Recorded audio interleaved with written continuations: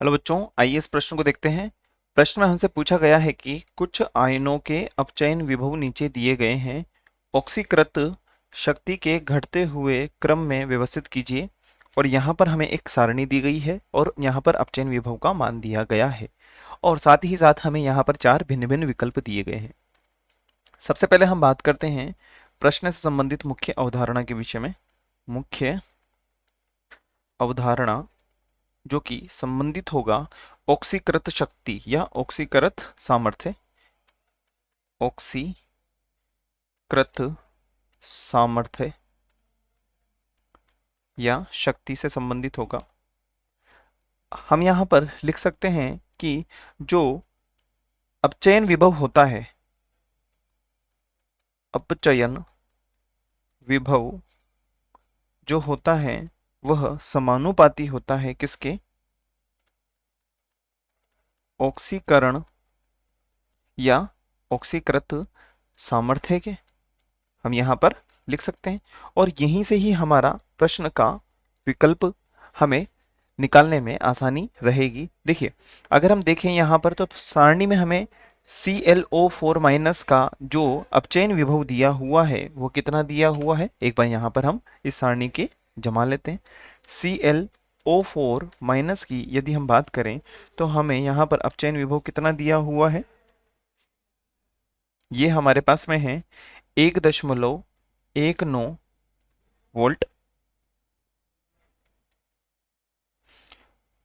और यदि हम बात करें यहाँ पर IO4 के मामले में, IO4 माइनस इसका अपचयन विभव का मान कितना हो जाएगा हमारे पास में, ये हो जाएगा हमारे पास में सारणी के अनुसार 1.65 1.65।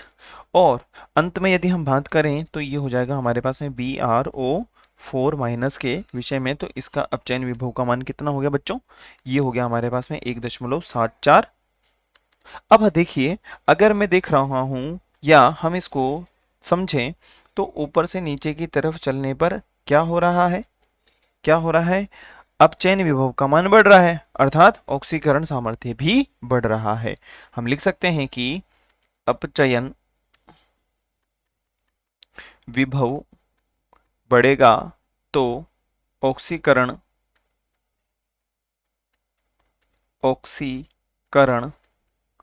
जो सामर्थ्य है या शक्ति है वो भी बढ़ेगी।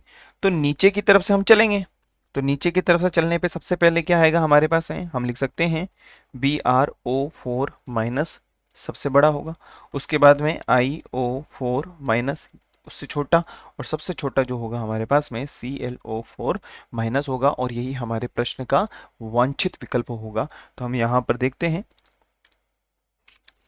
देखिए Cl4 तो हो ही नहीं सकता। अगर हम बात करें I से तो स्टार्ट होएगा ही नहीं, शुरुआत अगर हम बात करें तो ये मध्य में होना चाहिए। अगर हम बात करें तो BrO माइनस से, ये पूर्ण रूप से सही है, ये भी सही है, ये भी सही है, अर्थात विकल्प सी जो है वह हमारा सही उत्तर होगा।